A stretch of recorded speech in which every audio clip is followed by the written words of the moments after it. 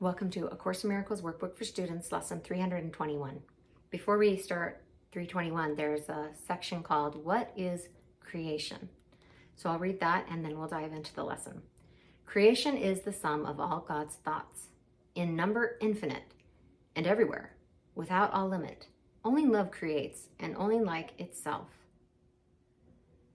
There was no time when all that is created was not there. Nor will there be a time when anything that is created suffers any loss. Forever and forever are God's thoughts exactly as they were and as they are, unchanged through time and after time is done. God's thoughts are given all the power that their own Creator has, for He would add to love by its extension. Thus, His Son shares in creation and must therefore share in power to create.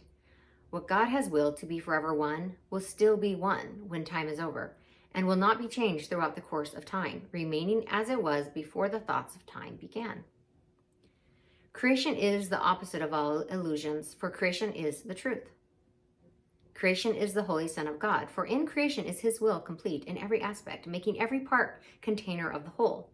Its oneness is forever guaranteed, inviolate, forever held within His holy will, beyond all possibility of harm, of separation, imperfection, and of any spot upon its sinlessness. We are creation. We are the sons of God.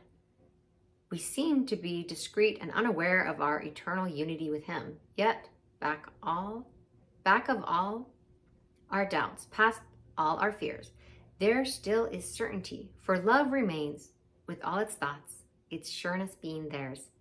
God's memory is in our holy minds, which know their oneness and their unity with their Creator. Let our function be only to let this memory return, only to let God's will be done on earth, only to be restored to sanity, and to be but as God created us. Our Father calls to us. We hear His voice and we forgive creation.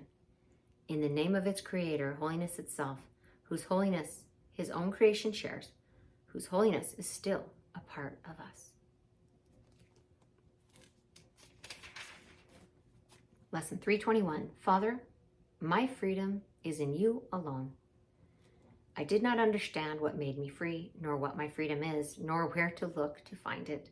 Father, I have searched in vain until I heard Your voice directing me.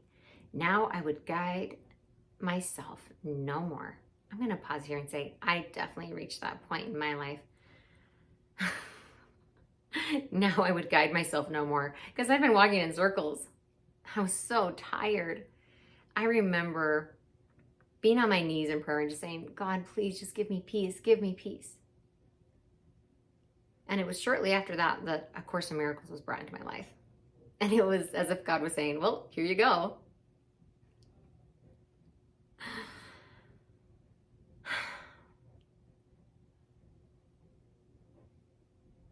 Because the truth is peace, and understanding the truth is peace. I would guide myself no more, for I have neither made nor understood the way to find my freedom. But I trust in You. You who endowed me with my freedom as Your holy Son will not be lost to me.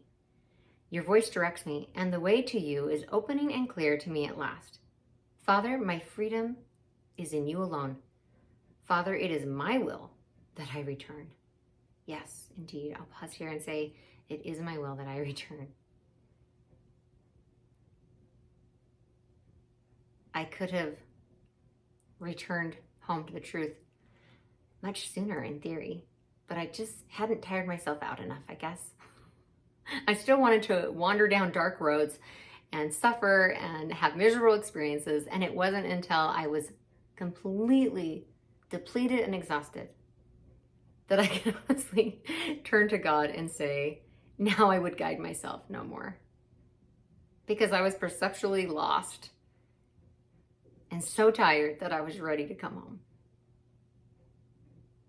Today we answer for the world, which will be freed along with us. How glad are we to find our freedom through the certain way our Father has established, and how sure is all the world's salvation when we learn our freedom can be found in God alone. The ego has lots of ideas, crazy ideas, on how to gain freedom. and it often involves force and destruction and violence that creates the exact opposite of what it claims to desire. But God, being synonymous with truth and love, truly desires peace and is peace and accepts it effortlessly and naturally as it lays down its sword and ceases to seek after grievances.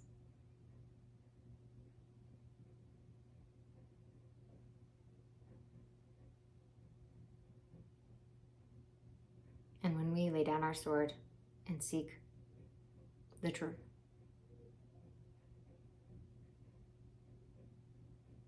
we find that it is already there, waiting for us to perceptually wake up from a nightmare. Thank you for joining me today, and I will see you tomorrow for lesson 322.